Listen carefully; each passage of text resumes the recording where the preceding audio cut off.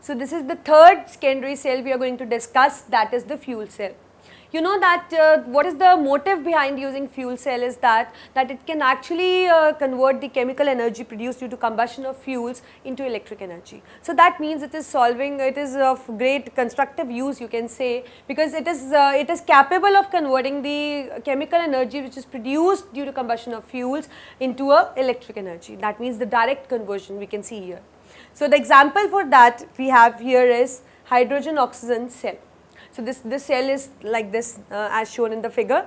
So what is there? They have the carbon electrodes acting as a cathode and anode, and they are actually porous, and also they contain the catalyst like platinum, silver. Likewise, the catalysts are also present in the porous electrodes actually. You know that what is the reason that we are using the catalyst? This catalyst here is increasing the electrode reactions. It is just speeding up the electrode reactions.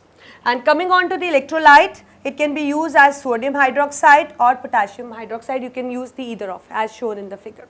And it also include here we are going to supply it with the hydrogen gas and oxygen gas from both sides. As you can see that we are bubbling the hydrogen gas into the cell, and here we are bubbling the oxygen gas into the cell.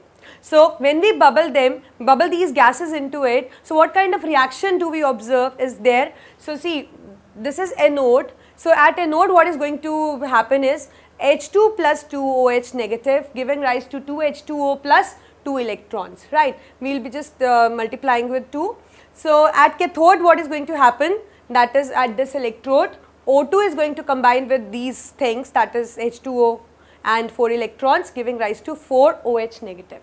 And if we just club them up to have a net reaction, so it is 2H2 plus O2 giving rise to 2H2O, which we can remove it from this side. And you know that the EMF which is generated due to this use of cell, that is around 0.9 volt. So this is our fuel cell. So it has a constructive use because it is converting the energy produced from the combustion of fuels into an electric energy, right. So this kind of reaction you have to do whenever the fuel cell is asked. And you know there are a lot of advantage also that behind using this fuel cells. The one is that it has a high efficiency. It provides the electric energy in an efficient way, or you can say it is highly efficient. Right. Second is that it is pollution free source. Third, we can have the continuous supply of energy in this case. But there are a lot of difficulties also which we face in this fuel cell. The one being is that it is a cost involving process. That means it is somehow expensive because it includes the catalyst here. Right.